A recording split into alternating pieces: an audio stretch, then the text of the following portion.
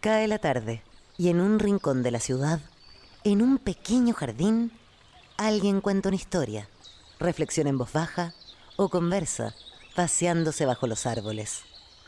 Es hora de volver a casa, bajar la velocidad y darle tiempo al tiempo. Christian Warnken nos abre la verja de su jardín para que respiremos aire puro y oxigenemos el espíritu. En Pauta, aquí comienza Desde el Jardín. Una presentación de AFP Habitat y Grupo Educar, construyendo el futuro de la educación técnico-profesional en Chile. Lo esencial de toda exploración será volver al propio jardín y ver las cosas por primera vez, decía el poeta T.S. Eliot. Muy buenas tardes, queridos y queridas radiovidentes. Son exactamente las 7:02 de la tarde y voy caminando lentamente para bajar la velocidad y el vértigo de una jornada intensa, como probablemente lo ha sido para todos ustedes en la del día de hoy. Voy caminando lentamente por mi jardín, pisando las hojas, lo que va quedando ya del otoño. El otoño estuvo magnífico, estuvo espléndido. Me da mucha pena que se vaya el otoño, pero hay que aprender también a recibir el invierno, que ya viene. Cada estación tiene su qué. Probablemente el invierno, así como el otoño, nos enseña que lo que cae, lo que declina puede ser hermoso. El invierno nos lo enseñan los árboles, por lo menos los árboles chilenos que se despojan de sus hojas, que hay que entrar hacia adentro para guardar energía, recuperar energía para poder después florecer en primavera. La naturaleza nos enseña eso probablemente en cada estación y por eso no es bueno desconectarnos de los ciclos de la naturaleza. Hoy día vamos a conversar de un tema que preocupa a todos los padres, por lo menos a los padres responsables y conscientes. Esto ha sido como un tsunami, la llegada de los smartphones, de los dispositivos celulares a nuestras vidas, de cómo han entrado y han cambiado la relación, la forma de relacionarse de nuestros hijos con sus pares. Y también ha tensionado, en el caso de padres que quieren poner límites, la relación entre padres e hijos por el uso de ese dispositivo. El hijo que le va a decir al padre que es anticuado, que lo mismo deben haber dicho, no sé, los abuelos cuando se inventó el teléfono, esos teléfonos grandes y pesados que uno tenía en la casa, o cuando existía la televisión. ¿Es lo mismo o este tsunami digital, así le llamo yo, es diferente? Bueno, resulta que están ocurriendo cosas en el mundo que vale la pena observar. Fíjense que salió una noticia hoy día, probablemente muchos de ustedes la leyeron en el Mercurio de hoy y en otros periódicos y en otros diarios, que el Reino Unido prohibirá el uso de redes sociales a menores de 16 años y limitará a los menores de 18 años. Se trata de una ley mucho más estricta de la que había aplicado Australia. El primero era hacerlo, ya que no solo suma plataformas como TikTok en esta prohibición, sino transmisiones en línea y los famosos chatbots románticos. Las medidas de mayor alcance del mundo fueron las palabras con las que el primer ministro británico, Keir Starmer, describió ayer la ley para prohibir el acceso a los menores de 16 años a las redes sociales. Aquí hay opiniones encontradas.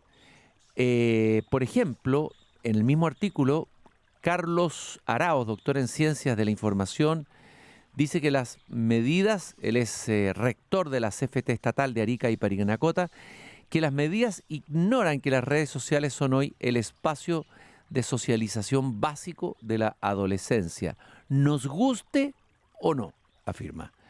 Prohibir el acceso no elimina la necesidad de ese espacio y lo puede desplazar a plataformas no reguladas o simplemente empuja a la adolescencia a mentir sobre su edad, como ocurrió en Australia tras su propia ley. Se abre toda una discusión de cómo, primero si estamos de acuerdo en el principio de poner límite a las redes sociales, sí o no, hay una reflexión profunda, potente ahí, y por otro lado, si estamos de acuerdo, cómo implementarlas y si es que es viable de implementar. Es un tema, no es el único del que vamos a hablar, pero era obvio quien iba a pasearse conmigo hoy día en el jardín. Ya ella había venido hace varios años aquí, tuvimos una linda conversación en este mismo jardín. se ha dedicado con pasión, casi como una misionera o evangelizadora de los peligros digitales, enseñándole a los padres, haciendo charlas. Es speaker, es charlista, es comunicadora, pero sobre todo educadora de párvulos de la Universidad Católica, máster en educación de la Universidad Harvard con foco en neurociencia y autora de los libros Secuestrados por las pantallas y Atrapados por la red. Bueno, los atrapados por la red parece que en el Reino Unido van a encontrar una salida y primero darte la bienvenida, decirte que un gusto tenerte aquí en el jardín, Carolina, de nuevo. Muchas gracias a ti y nuevamente gracias por darme el título de mi primer libro, porque fue gracias a tu columna Secuestrados por las pantallas de hace muchos años atrás, que yo le puse ¿Verdad? así. Sí, pues tú me habías contado. Sí. Y yo escribí ese artículo Secuestrados por las pantallas, pero hace muchos años. Hace muchos años y a mí me marcó y por eso escribí el libro y puse ese título. Bueno, a quienes de repente planteamos esa opinión, ya sea a través de una columna, o a veces incluso en la conversación con otros padres éramos acusados de fanáticos, de chiitas, de talibanes. Y resulta que ahora el Reino Unido, un país desarrollado, que me imagino que habrá tomado esta medida a partir de estudios fiables, no es un capricho que haya tomado el primer ministro así, que además en una encuesta que se le hizo a una cantidad grande de padres británicos, el 90% de los padres británicos, escuchen esto, se mostró a favor de esta medida. ¿Cómo será el problema con las redes sociales hoy día en Reino Unido y en la mayoría de los países desarrollados? Y aquí también. Bueno, a ti te acusaban de talibana, o se burlaban de ti y te caricaturizaban. Espantavieja y una vez... Espantavieja. Sí, un psicólogo uruguayo. Y también me dijeron fanática religiosa. Y yo preguntaba, bueno, ¿pero de cuál religión? Sí, claro. O sea, te acusaron de fanática. Ya, a ver. Primero, ¿qué te parece a ti esta ley? ¿Qué hay detrás de esta ley? ¿Qué crees tú que llevó al primer ministro británico a dictar una ley que obviamente que genera polémica y discusiones? Imagínate en el mundo liberal, que está por no poner límites, obviamente que esto plantean contradicciones incluso filosóficas. ¿Se puede controlar esto? ¿No se puede controlar? ¿Puede ser una forma de la sociedad del control? ¿Qué pasó? ¿Cómo lo ves tú, digamos, el trasfondo de esta prohibición del Reino Unido? Sí, antes de llegar a tema de leyes, prohibiciones, etcétera, hay que ver cómo están los niños y los adolescentes hoy día. Lo que tú decías de los cambios de estación. Hoy día, ¿quién está pisando hojita? ¿Quién se detiene a mirar cómo cambió la hoja del láser japónico, del tulípero? Porque en ese ocio, en ese no hacer nada, simplemente mirar, tú primero te conoces a ti mismo, disfrutas la naturaleza, te relaja. Y hoy día me parte el corazón cuando yo hablo con psiquiatras y psicólogos que me dicen que hay una nueva pandemia de anedonia. ¿Y eso qué significa? Nada me da placer, todo es aburrido. Entonces, anedonia, qué tremendo. Porque me imagino que los dispositivos digitales te entregan la dopamina en cantidades. Y en cantidades anormales, y la dopamina es muy buena. La genera el propio cuerpo, desde luego. Claro, pero con actividades como esa, de leer, de conversar, de regalonear y también de hacer nada. Ese mirar el techo te sirve para conocerte a ti mismo, para tomar conciencia de quién eres. Y ese es el gran dolor que están teniendo hoy día los adolescentes, que no saben quiénes son, no saben qué cosas les gusta, no saben para dónde van. Y ese vacío, y no estoy hablando del tema de vacío intelectual, porque cada vez los niños aprenden menos, es la falta de conciencia de quién soy y para dónde voy. Y esa carencia es muy grave. Esa anedonia, fíjate que bueno que tenga nombre, he escuchado muchos testimonios de profesores de colegios, pero también universitarios, que, a ver, junto con el problema que vienen con problemas básicos de lectoescritura, no saben leer, no les gusta leer, etcétera, pero hay como una indiferencia, como un no entusiasmarse, no emocionarse, no asombrarse, no aceptar desafíos intelectuales. Estoy hablando de una mayoría, y que eso hace que sea cada vez más difícil hacer clases, tratar de transmitir la pasión por las matemáticas, la filosofía, por lo que sea, despertar a esos interlocutores que parecieran que estuvieran como en un congelador emocional. Es una queja muy, muy recurrente hoy día en el mundo de los profesores. Porque la atención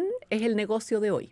Incluso el gerente general de Netflix dijo, mi único competidor es el sueño. Entonces, quieren que estemos pegados a la pantalla 24/7. Entonces, un profesor para enseñar algo necesita tiempo. Enseñar a leer requiere superar, o sea, para el cerebro humano es muy difícil aprender a leer, nos tomó miles de años. Entonces, ese proceso necesita que el niño ponga atención, esté tranquilo, pero que esté entretenido. Pero hoy día con estos, como tú dices, de estos niveles de dopamina, este placer instantáneo, este niño no es que no quiera aprender, no puede, porque su cerebro le está exigiendo demasiado placer que el profesor es una competencia desleal. El profesor no va a poder hacer que el niño genere ese nivel de placer con una clase, por más entretenida que sea. ¿Cuáles son o qué estudios importantes? Me imagino que en Europa deben haber muchos, en Inglaterra tiene que haber habido, porque se tomara esta decisión en el Reino Unido, también en Australia. ¿Cuáles son los estudios más importantes de los últimos años? ¿Qué sabemos en términos más científicos? En términos de paper, porque paper van y paper vienen. Yo de repente he tenido discusiones y me han mandado paper desmintiendo las conclusiones de una investigación. Es decir, pareciera que no hay unanimidad en esto. O ¿cuál es el estado hoy día de la conversación? A ver, la gente se queda en que A todavía no causa B. Pero en ciencia, para que A cause B, los científicos tienen que estudiar mínimo 30 años. Y los niños tienen la mala costumbre de crecer muy rápido. Yo no puedo esperar a ver, ya pásale pantalla desde la cuna y veamos a los 30 años qué resulta. Pero ya con 15 años uno puede hablar de asociaciones. Y los psiquiatras norteamericanos y los neurólogos llevan, yo creo que ya 20 años hablando de que la micro se viene para este lado. O sea, antes de hablar de la pantalla tenemos que entender cómo funciona realmente el cerebro humano y nosotros somos Homo sapiens y llegamos hasta este nivel, hasta el 2026, porque el Homo sapiens logró sobrevivir porque trabaja en grupo. Nos cuidamos, nos protegemos. La colaboración. La colaboración, o sea, en nuestro ADN está el estar con otros. Y al ser humano cuando está solo, es o sea, en las guerras, cuando dejan a los soldados en aislación, salen todos locos, porque eso nos daña la base. Entonces, hoy día nosotros creemos que nuestros hijos están conectados, están con amigos. Ahora, perdón, ese es el argumento principal que tiene un hijo cuando cumple cierta edad y te dice, papá, quiero un celular. Cuando uno ha tratado de postergar eso, porque si no voy a quedar incomunicado, que hay algo de cierto. Y uno diría ya, por último, uno entrega el celular para que mi hijo tenga comunicación con su generación, en sus códigos, en su manera de comunicarse a través de los reels, qué sé yo. Pero ¿cuál es tu mirada de eso? Ahí hay varias aristas. O sea, si tú dices comunicación con un teléfono básico almeja, bastaría. Ahora, si tú dices WhatsApp, ok, puedes pasarle un smartphone con WhatsApp, pero con horario. Todos los problemas empiezan de 45 minutos en adelante. El tema es que en Chile los papás y las mamás entregan un smartphone como una barra libre 24/7. O sea, tú le puedes... Mi hijo ahora está estudiando en Inglaterra, se fue solo, 14 años, y le entregamos un smartphone solo con WhatsApp y con todos los controles parentales de manera que solamente le sirve el WhatsApp por 30 minutos. Y ha estado bien. Ahora, cuando vuelva a Chile, no se lo va a devolver. Ya era solamente porque se iba a estudiar afuera. Entonces, uno puede tener esas conversaciones y no significa entregarlo para todo el día. No significa aislar al niño. No significa aislarlo. Y también una cosa que yo siempre explico en mis charlas, que si a ti alguien te quiere, te va a buscar como sea.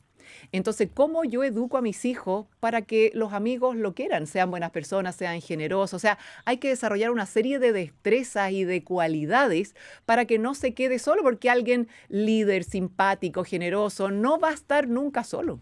Vamos a hablar primero, antes de llegar a la prohibición del uso de redes sociales, porque además Chile está preparando una ley, hay un proyecto de ley que fue ingresado el 6 de mayo, eso es lo que entiendo, que protege a los menores de edad frente a la adicción a las nuevas tecnologías y prohíbe el acceso a otras plataformas. Es un proyecto de ley que está ahí, que solamente va a tener una discusión, me imagino que algo debes saber tú de eso.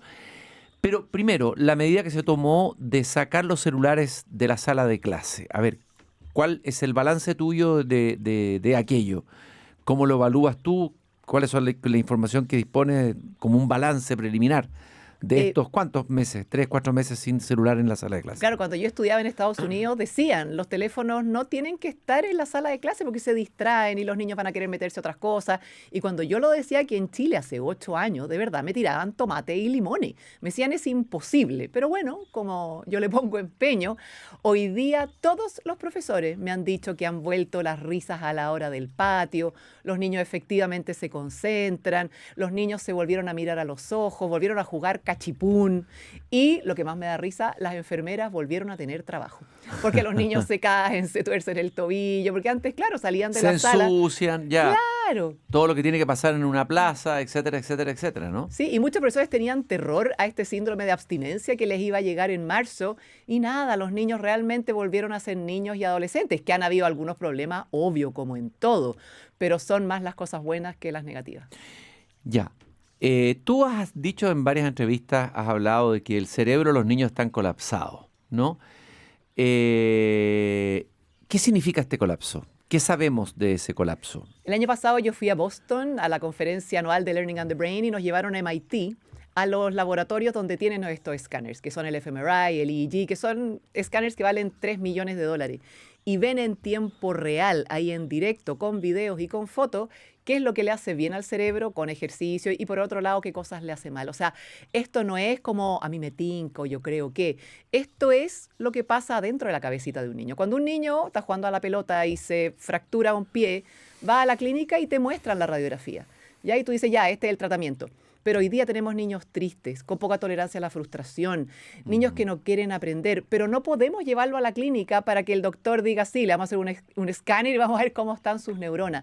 Entonces, los científicos norteamericanos de verdad, o sea, llevan 19 años diciendo el tsunami, la ola viene allá. Por favor, prepárese, estudie, dude, cuestione, pero la ola ya nos llegó. Esa ola llegó y pareciera... No sé si, me imagino que esto es un fenómeno de todo el mundo, pero y tú lo has dicho también, que aquí en Chile parece que a muchos no quieren verlo esto, o lo ignoran o lo niegan. Habría como una suerte de negacionismo de este problema que según tú está afectando, o devastando, diríamos, la infancia y una parte de la juventud, ¿no es cierto? Del desarrollo pleno, íntegro del cerebro y de la emocionalidad, y etcétera. Sí, hay dos temas para mí acá. Primero, el tema de que nosotros los adultos en Chile al parecer estamos colapsados por la política, la pega, los tacos, etc. En estrés permanente. En estrés de cortisol altísimo. Altísimo. Entonces, ese papá, esa mamá que tiene que andar 2 horas en micro, que el trabajo tiene problemas, que esto, que lo otro, no puede llegar sanamente a su casa a leerle un cuento a un niño. El fin de semana está reventado, no le da para llevarlo a la plaza. Entonces, lo más fácil para tener un niño tranquilo, porque los niños se mueven, los niños están diseñados para moverse. Es la esencia del niño. Léanse El elogio del niño de Gabriela Mistral, no tengo a mano, donde describe cómo corre, salta, juega. Incluso cuando ya está durmiendo está como agitado recordando esos juegos. Un elogio maravilloso de Gabriela Mistral al movimiento y vitalidad de los niños. Para eso están los niños, sino un niño tranquilo o callado en un rincón, no haciendo nada, es como... ¿Qué le pasa a este niño? ¿No es cierto? O sea, mi mamá siempre decía, cuando ustedes estaban callados, yo me preocupaba. Claro, claro. Entonces, cuando uno como mamá, como papá, entiende de desarrollo neuronal, qué es lo que requiere un niño de 1 año, de 2 años, de 3 años, este niño movedizo, saltarín, que habla, que canta, que se te sube, que te pide upa, tú dices, es lo que corresponde para la edad. Yo puedo estar cansada, sí, pero bueno, me tomaré un café o me haré un té verde. Pero hoy día los papás, por un lado, desconocen este desarrollo físico, emocional y cognitivo de cada edad, y por otro lado están colapsados de trabajo. Entonces la única forma de tener a un niño tranquilo y quieto es pasándole una pantalla. Ya, están colapsados y están ellos mismos adictos de la pantalla. Estamos, para que no sea tan injusto, y también llevo una pantalla conmigo. Estamos, los adultos también nos hemos convertido en adictos de la pantalla. Sí, y hay un término para eso, se llama la parentalidad distraída. Y incluso antes de la pandemia, como a los alemanes les gusta contarlo todo y llevar todos los gráficos y la planilla Excel, antes de la pandemia, en el verano anterior, habían tenido muchos más niños ahogados que los otros años. Y se dieron cuenta que era porque papá y mamá, y incluso los salvavidas, estaban pegados al teléfono. O los conductores yo soy peatón, en la ciudad, en esta megápolis, van con el celular.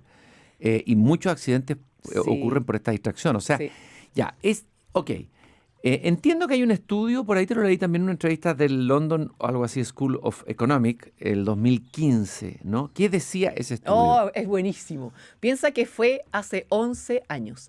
Y 11 años atrás, claro sí, que y sí. el London School of Economics es una universidad muy Sí, prestigiosa. desde luego. Ya, que muchos economistas, abogados No, en o sea, no es Chile... un centro hippie que critique, No, que critique los celulares. no. No, no, no es un centro de hippie que sean antidigitalidad, por No, decirlo. y además siempre lo citan, ya los economistas, Todos lo todos citan. lo citan. London School of Ya, Economics. Y además entonces, ponen la boca de una manera de ponen los sí. ojos cuando lo citan, etcétera, ¿no? Entonces, ese mismo LSI, que todo el mundo se llena la boca, el 2015 dijo, para que los niños realmente aprendan en el colegio, los teléfonos tienen que estar prohibidos. Entonces, ¿dónde quedaron los economistas? ¿Dónde quedaron los súper influyentes de Chile que tienen que haber leído ese paper y ahí lo dejaron pasar? Bueno, yo decía un negacionismo, un no querer ver, porque tal vez es más fácil no querer ver, porque lo otro requiere más trabajo, Sí. requiere más compromiso, requiere pega Mm. de los profesores, de los apoderados, de los padres sobre todo. Es pega. O sea, la pega de un padre, de presencia, de estar ahí, de jugar, de estar atento, de conversar, de leer un cuento, eso es pega. Sí, y al final Mucha pega, se ¿eh? transforma en un ping-pong, porque eran los papás, ante la pandemia, yo me acuerdo perfecto que yo iba a los colegios a dar charlas, y los papás decían no, que el colegio lo prohíba. Y el colegio decía, ya, ok, yo lo puedo prohibir, pero ¿quién lo compra? Entonces, hagámonos cargo, el colegio puede hacer todo lo posible, ahora ya no, porque ahora ya está la ley, ya es más fácil. Pero antes era un trabajo delicado y habían papás que iban a alegar y demandaban porque era el derecho del niño a tener conexión a internet en el recreo. Vamos ahora a la prohibición de las redes sociales. Hablamos ya del tema del efecto de los smartphones, de los dispositivos digitales en el cerebro humano, en los jóvenes, en los niños, etcétera, con los estudios avalados. Las redes sociales, el impacto de esas redes, ¿qué estudios hay interesantes de relevar acá, datos o información relevante que puedas compartir con nosotros? Sí, Carolina. como tú decías, los estudios pueden decir A o B. Yo voy a las opiniones de los mismos creadores de estas plataformas, que son geniales, porque ellos hace mucho tiempo que han dado estas entrevistas como que se fueron de tarro, por así decirlo. Y ellos desde el día 1 sabían que esto era diseñado para generar adicción. Y hay un documental muy bueno que se llama El dilema de las redes sociales. Sí, lo vi. Sí, muy bueno ese Y ellos documental. dicen, bueno, yo inventé el botón de like y me dieron un bono de muchos millones de dólares. Entonces, cuando tú ves que esto fue pensado y diseñado con psiquiatras y neurólogos detrás, con diseñadores UX, que tú puedes ver como dentro de la lista de ingredientes, si dice UX, es User Experience. ¿Y eso qué significa? Diseñado para generar adicción. Como nadie decía nada, ellos siguieron con esto, incluso metieron Minecraft para educación, Roblox para educación, porque era cosa de simplemente ponerle el título educativo y todos caían. Entonces han tenido 16 años para lucrar, pero ¿quiénes han pagado el pato? Los cerebros de los niños. Ya, y ¿qué responde al argumento que aparece hoy día en el Mercurio de Carlos Arao, doctor en Ciencia de la Información, que dice que estas medidas ignoran que las redes sociales son hoy el espacio de socialización básica de la adolescencia, nos guste o no?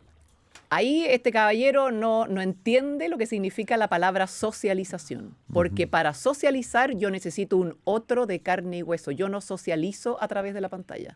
Yo necesito mirar a los ojos, porque hay detalles que yo puedo mirar a alguien a los ojos en la pantalla, pero cosas de leer el lenguaje corporal, la mirada, puedo decir está triste o está preocupado, o por su postura está medio asustado. Todas esas lecturas inconscientes que uno hace, el ser humano necesita practicarlas con un otro ser humano. Entonces, si partimos de esa base que pueden socializar con la pantalla, lo que pasa es que después ese niño que se acostumbró a no desarrollar esas destrezas, después se va a encontrar con un otro y no va a saber qué hacer. Y eso es lo que está pasando hoy día en las universidades. Y le va a dar fobia encontrarse con otros, estar con otros, conversar con otros, ¿no es cierto? Eso va a pasar. Claro, entonces, ¿qué vas a hacer tú con un hijo adulto de 20 años que no quiere salir de la pieza, que no quiere salir a, qué sé yo, a conocer gente? ¿Qué va a hacer de su vida?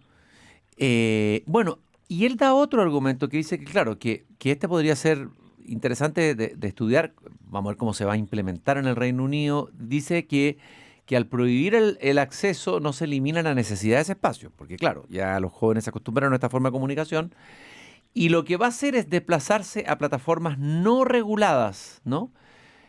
O va a empujar a los adolescentes a mentir sobre su edad. O sea que, en el fondo, vamos a tener algo como una digitalidad paralela, digamos, ilegal, que va a agarrar todos esos anhelantes adolescentes que desesperados que le quitaron la droga, le quitaron la dopamina. Lo que dice este señor es exactamente lo que dicen los CEOs de las redes sociales. ¿Ya? O sea, si tú le quitas esto, se van a ir al alternativo. Y eso es mirar el vaso medio vacío. O sea, ok, le quito esto, pero ¿por qué no lo lleno con más deporte, más paseo, más cerro, más conexión? O sea, busquemos, o sea, asumamos que nos equivocamos. ¿Y qué podemos hacer para que los niños vuelvan simplemente a tener el cerebro desde? Aquí nadie quiere niños superdotados. Que nuestros niños tengan el cerebro desde, que es un cerebro sano. Chile está preparando una ley. Como te dije, el 6 de mayo un grupo de parlamentarios ingresó el proyecto de ley y, bueno, tiene varias disposiciones. Por ejemplo, habla de los chatbots de la inteligencia artificial que simulan compañía. Eso lo encuentro terrible, por no decir siniestro, para que no parezca que soy apocalíptico. Amistad o vínculos románticos, aquellos que generen contenido sexual explícito o facilita conductas de autolesión, suicidio, trastornos alimenticios, entre otros. Este proyecto se encuentra en un primer trámite legislativo. ¿Sabes algo de esta ley?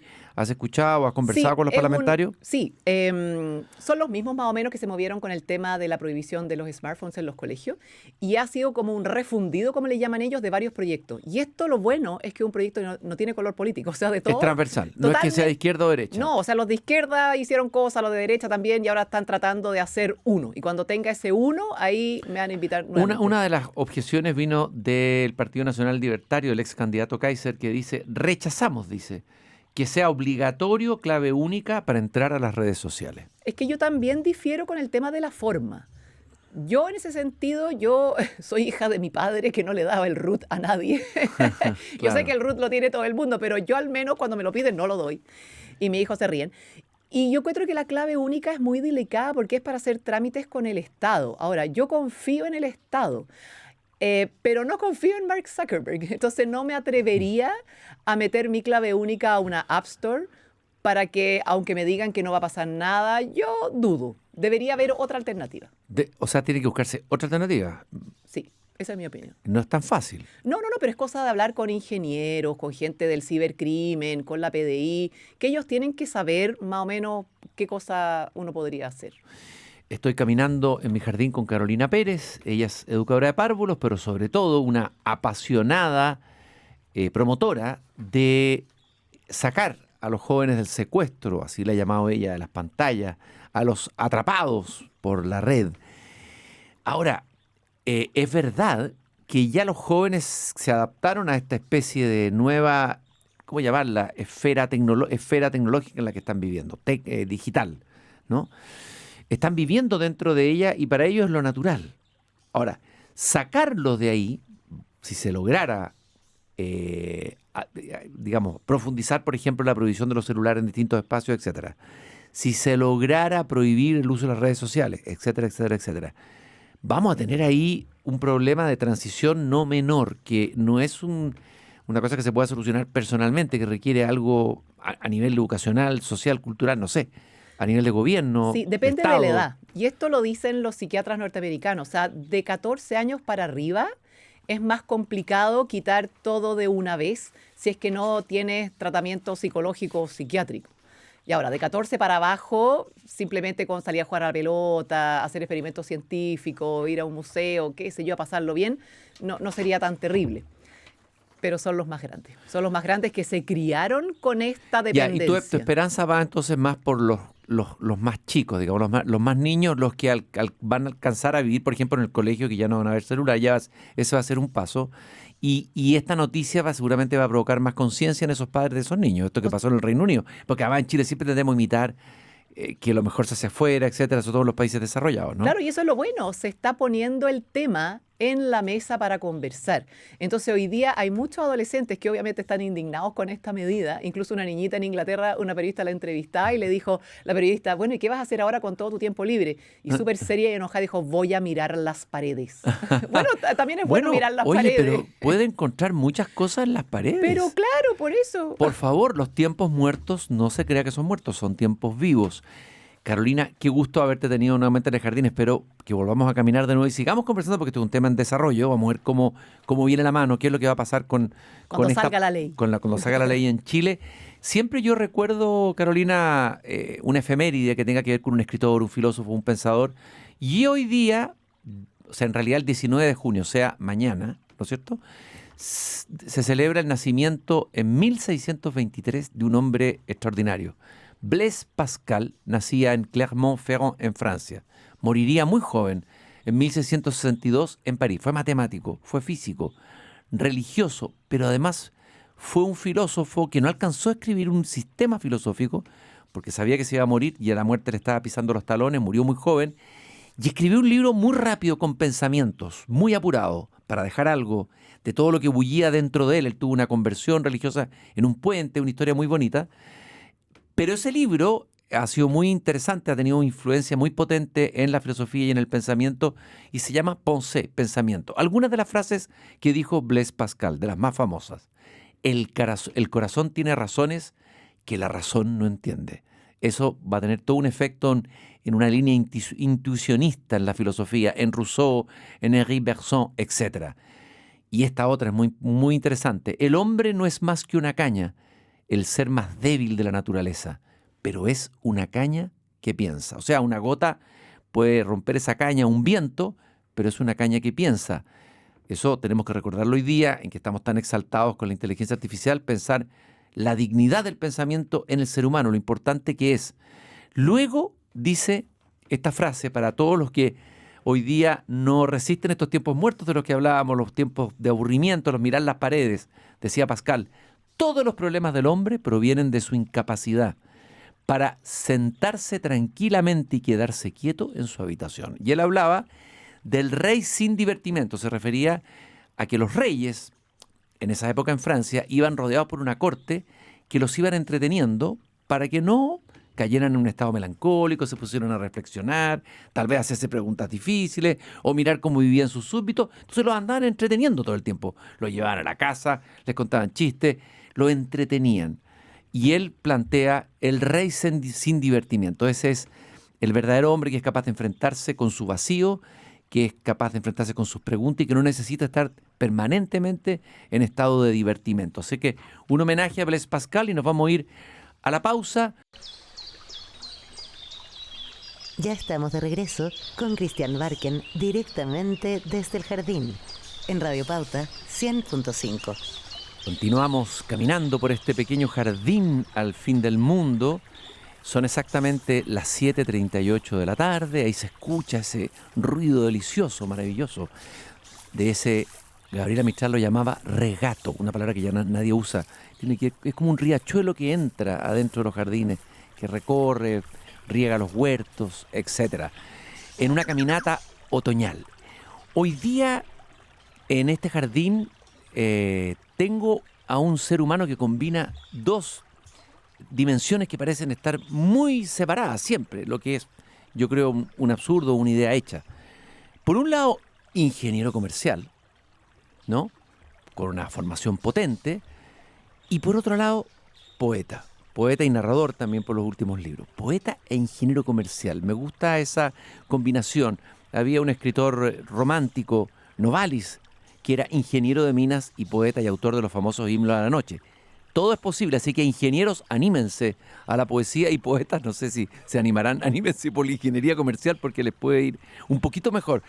Está conmigo Lucas Palacio, rector del INACAP, ex ministro de Economía, Fomento y Turismo, que además ha publicado libros de relatos y libros de poesía. Luna Vela, editado por RIL el año 2015, ese libro yo lo leí, lo comentamos, ¿te acuerdas, Lucas? Sí, me acuerdo. Y La mano invisible, un título muy sugerente para 49 relatos breves y que tienen que ver con una cierta rebeldía frente al ser individualista en un mundo que ha perdido la comunidad Y uno dice, ¿cómo? Y un ingeniero comercial preocupado de eso, ministro de Economía, Piñera, no me calza. Eso es lo interesante, cuando las cosas no calzan. Y se llama La mano invisible y otras ficciones. Imagínate. Que no es menor ese y otras ficciones. Sí, sugerente, pues. Es sugerente. O sea, como que la mano invisible del mercado sería posiblemente una ficción. Y lo está diciendo un economista.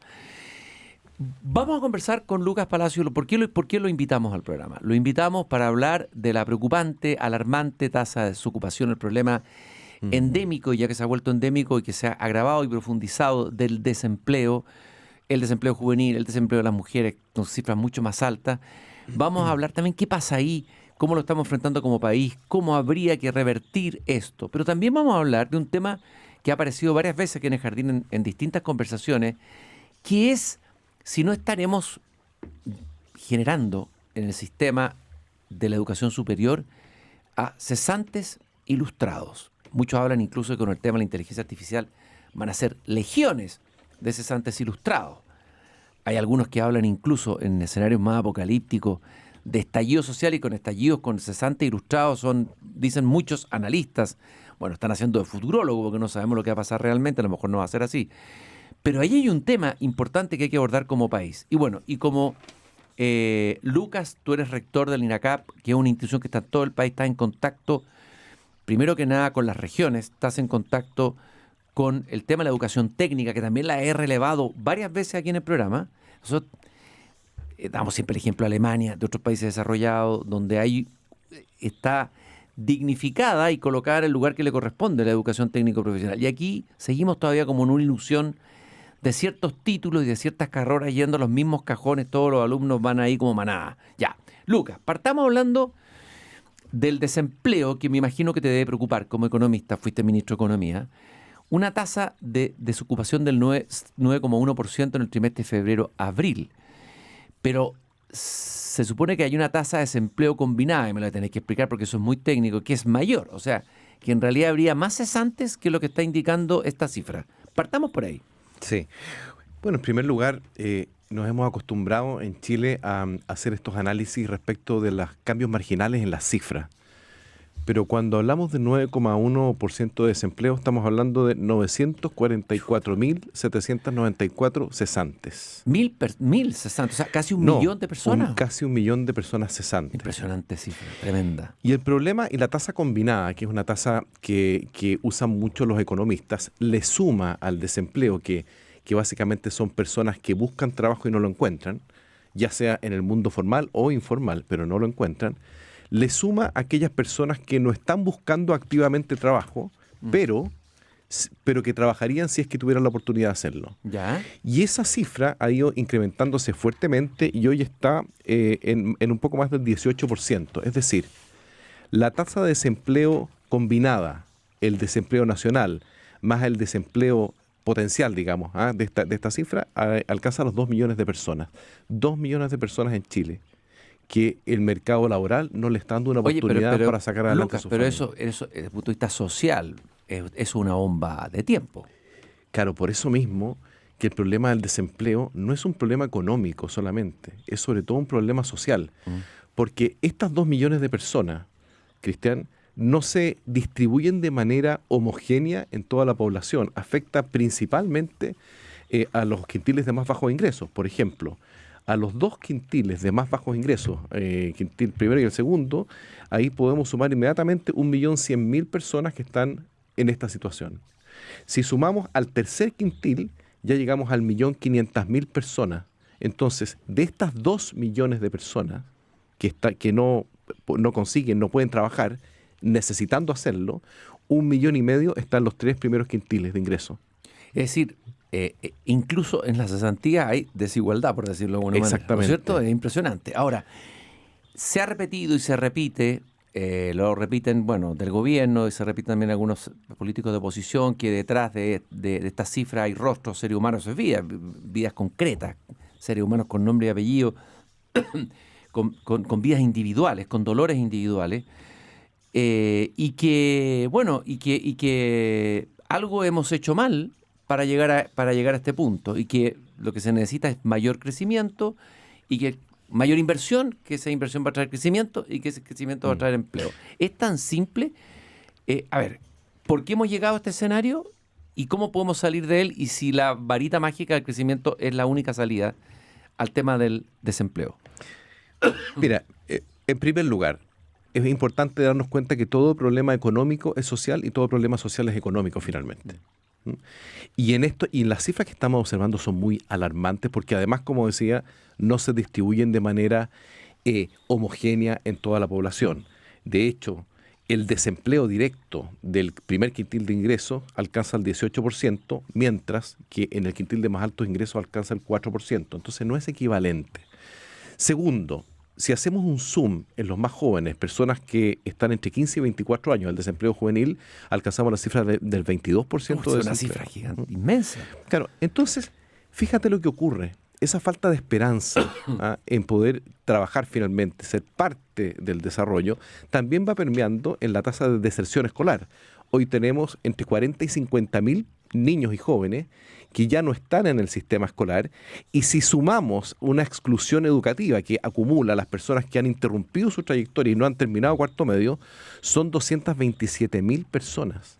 Entonces, estamos hablando de cifras muy gruesas, y esto evidentemente es un problema ya a esta altura estructural que no pueden resolvernos los gobiernos. A veces nosotros le tiramos la pelota al Estado, oye, que el Estado resuelva esto. El Estado no puede resolver estas magnitudes de desempleo, pero lo que sí puede hacer es poner incentivos para que la sociedad en su conjunto pueda generar las inversiones, generar los puestos de trabajo y generar la esperanza y oportunidades que muchas personas merecen. Fíjate que yo le estaba dando mucha vuelta cuando se habla de Chile tiene un problema de productividad. Bueno, resulta que las personas, el ser humano no es un sujeto de productividad y de eficiencia. Es mucho más complejo el ser humano.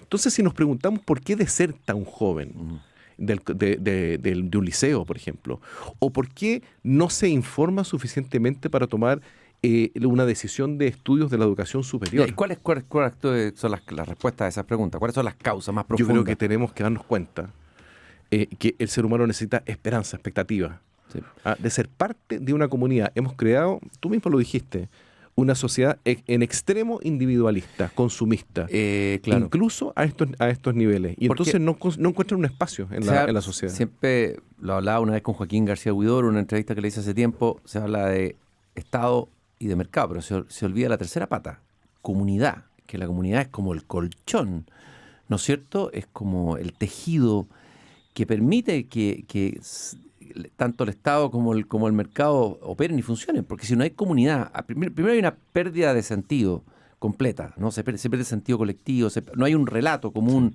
se empiezan a desintegrar los países un poco cuando ocurre eso. Bueno, y las empresas son pequeñas comunidades y hay que entenderlas como tales, y que enfrentan un mundo en constante transformación, y que cada sujeto que participa de esa comunidad tiene un espacio donde puede aportar, donde puede realizarse, donde puede ser feliz, donde puede también sacar adelante a su familia. Y es ahí donde... Claro, porque el trabajo da sentido. Ahí están las reflexiones de la filósofa Hannah Arendt. Exactamente. Cuando habla del oficio, de la labor y el trabajo, ¿no es cierto? Cómo el trabajo da un sentido. Y eso es, cuando se pierde el trabajo, se pierde un sentido de vida también. Exactamente, porque uno pierde un espacio dentro de esta comunidad que construimos entre todos.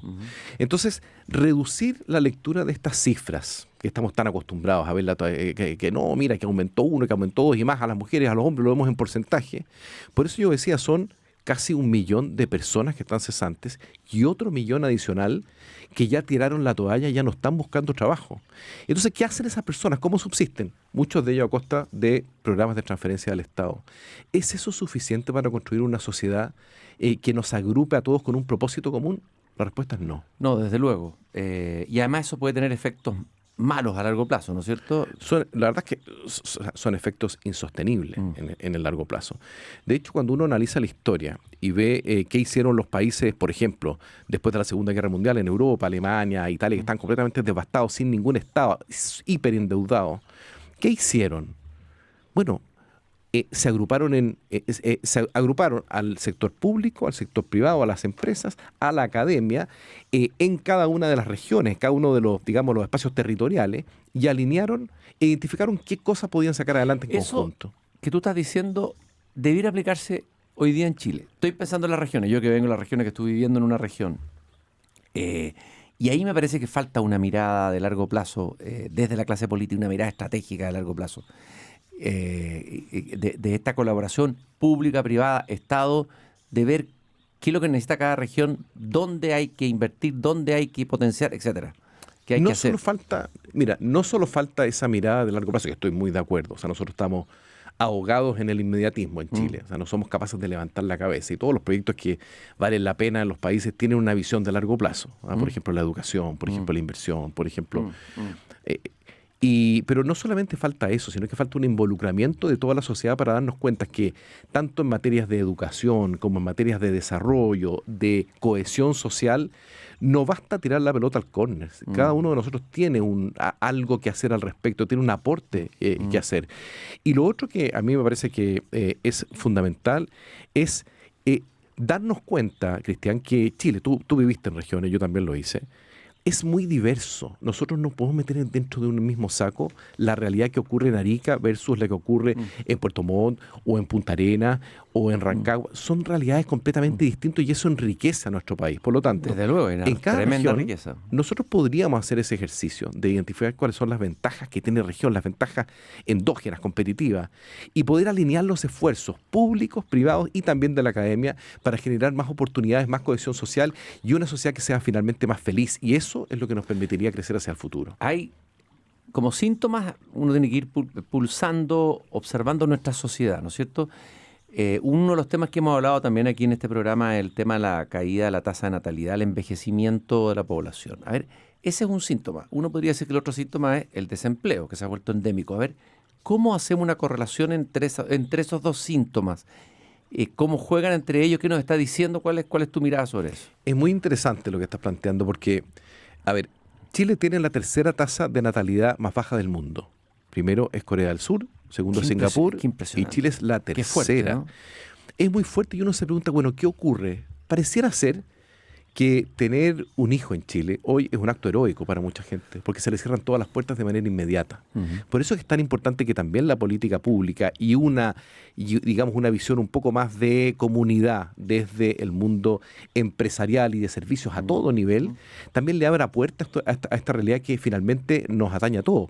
La baja tasa de natalidad en Chile tiene consecuencias económicas muy sustantivas a futuro, luego, sobre todo cuando estamos observando este cambio demográfico en donde la sociedad envejece. ¿Cómo vamos a mantener como sociedad a los adultos mayores del futuro si no tenemos suficiente masa laboral preparada? Ya, y si hay estas tasas de desempleo entre los jóvenes que tú acabas de decir, ¿cuál era la cifra? 22%. Imagínate, 22%. ¿En qué están pensando los jóvenes? Están viendo a sus papás agobiados, algunos por su trabajo dicen, casarse, tener hijos.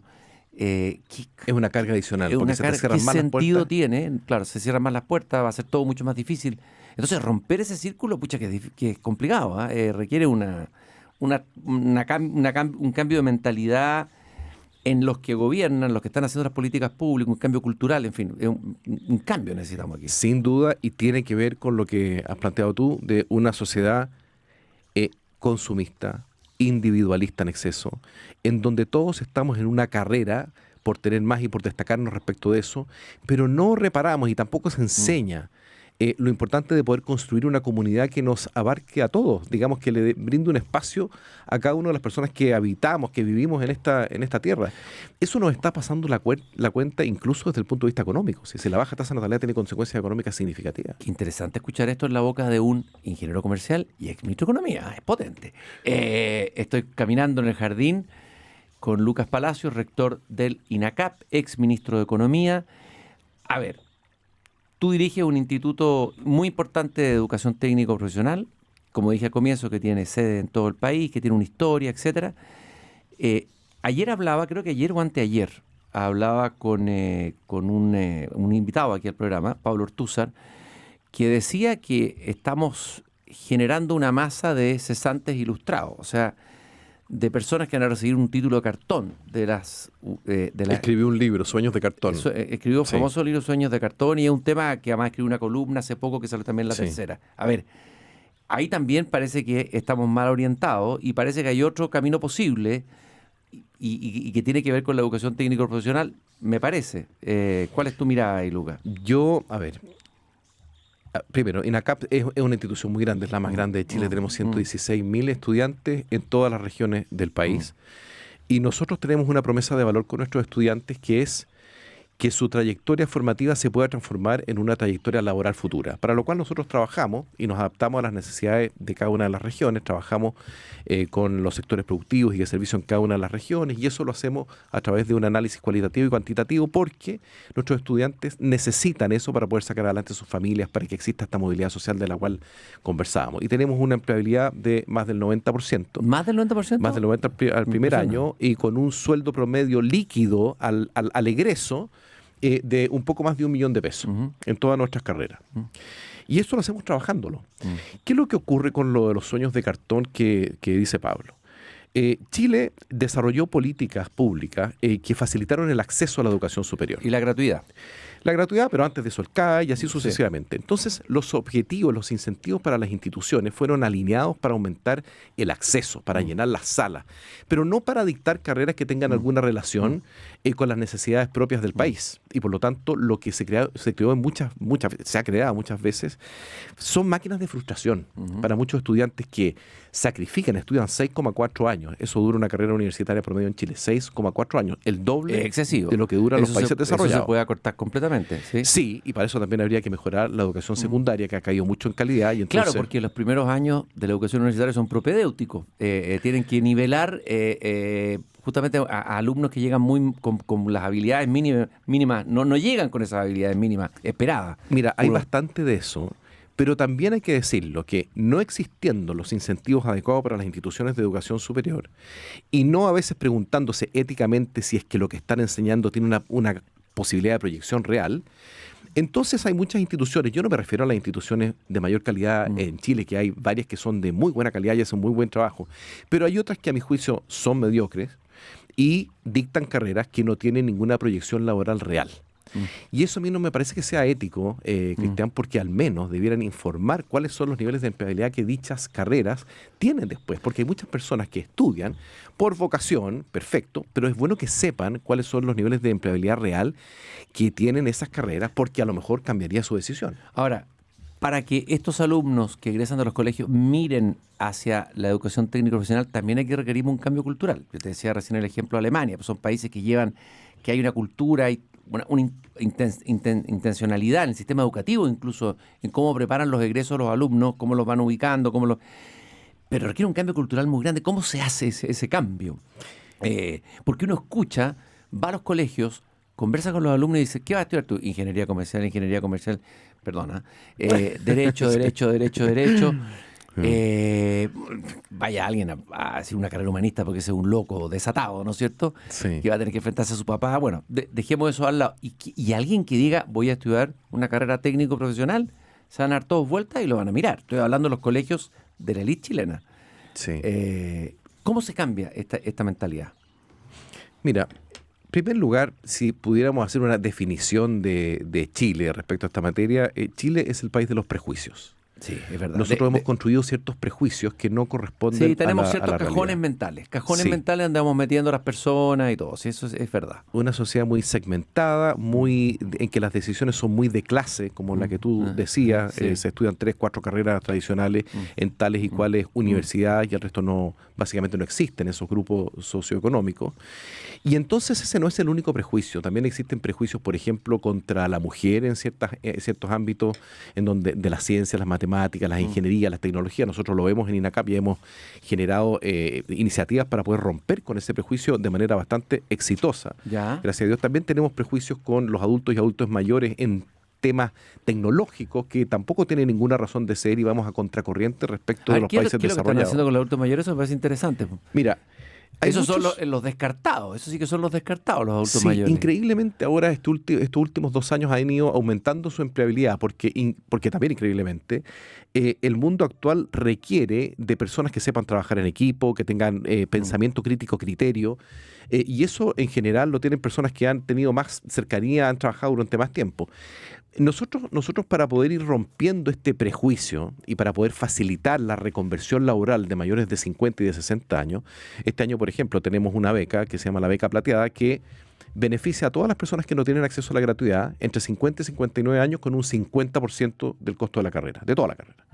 Y si tiene más de 60 años, la beca es de un 100%.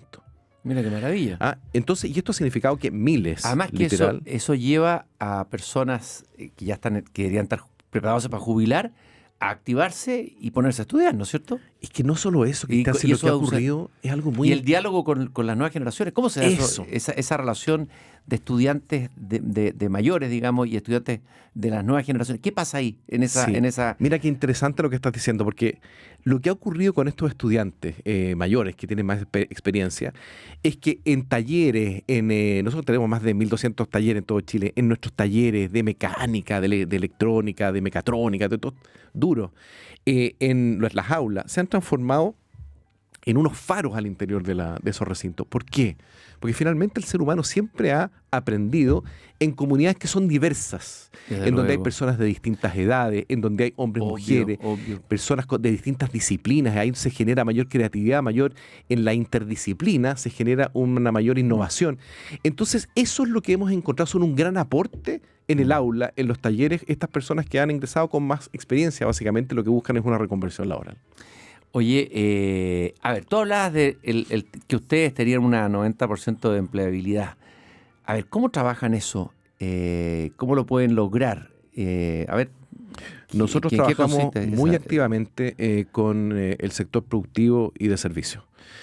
Directamente les preguntamos qué es lo que necesitan, cuál es la vanguardia que están enfrentando, porque muchas de estas industrias, por ejemplo, están enfrentando cambios tecnológicos muy sustantivos. Entonces nosotros incorporamos estos cambios en nuestras mallas curriculares y así es como dictamos las carreras que tienen mayor proyección laboral por región y dejamos de dictar aquellas que no la tienen o que ya están sobre ofertadas, digamos, desde el punto de vista de los titulados. ¿Por qué? Porque dado el perfil de nuestros estudiantes, el impacto social de estudiar una carrera técnica o profesional, es decir, carreras de 2 años o de 4 años, ellos lo que necesitan es la posibilidad que esa carrera se transforme en una movilidad social real, puedan sacar adelante a su familia. Y entonces nosotros nos jugamos 100% con ellas y para eso no trabajamos solos, sino que preguntamos mucho. En INACAP somos preguntones, le preguntamos a todas las empresas, de todos los tamaños, de todas las industrias, nos vinculamos con con el sector público, con empresas públicas, con los distintos gobiernos. ¿Para qué? Para poder alinearnos a las necesidades del país, porque la educación, en este caso de INACAP, tiene un impacto social significativo. Lucas, en este último minuto que nos queda, es inevitable preguntarte, obviamente, y eso tienen que haberlo pensado, sobre todo son técnicos profesionales, el impacto de la inteligencia artificial. Hay mucha discusión circulando en el mundo, hay debate desde el tema legislativo, desde el tema del sentido, acaba de salir la encíclica del Papa. A ver, ¿cuál es tu mirada de la inteligencia artificial? ¿Qué va a pasar con las universidades y los centros de formación técnico profesional? Me imagino que son transformaciones fuertes. Las transformaciones fuertes no son fáciles nunca. Nunca las revoluciones tecnológicas son fáciles. Nos lo enseñó la revolución industrial. Se Sí. diga lo que se diga, Sí. ¿no? Es difícil. Nosotros, yo creo que estamos a la vanguardia, no solamente a nivel de Chile, que sin ninguna duda, sino que a nivel mundial, porque hemos ido también a preguntar y ver lo que se está haciendo afuera. Hemos incorporado la inteligencia artificial para la definición de las mallas curriculares, para la construcción de mallas curriculares que sean más flexibles y adaptativas. También estamos ahora lanzando, lo estamos aplicando ya lo estamos aplicando en 70 cursos y en el segundo semestre lo vamos a escalar a los casi 900 cursos que estamos dictando. Que es un uso de una inteligencia artificial personalizado para disminuir brechas en matemática, en lenguaje, en ciencias básicas, y se va adaptando exactamente a las brechas que tiene cada estudiante y lo acompaña durante toda su carrera. Y esto tiene gaming, tiene capacidad de interactuar con los profesores y docentes, con sus compañeros, etcétera. Es extraordinario. Y en nuestras mallas curriculares todos nuestros estudiantes tienen inteligencia artificial. ¿Y cuál es la dificultad acá? Que se habla mucho del tema de la ética, que para nosotros es absolutamente fundamental. Entonces tenemos un lineamientos éticos, tenemos un decálogo ético para el uso de la inteligencia artificial, pero eso es absolutamente insuficiente, Cristian, porque el mayor riesgo que tiene la inteligencia artificial es neutralizar el pensamiento crítico, Claro. la capacidad de reflexión que tengan los estudiantes. Se habla de la deuda cognitiva.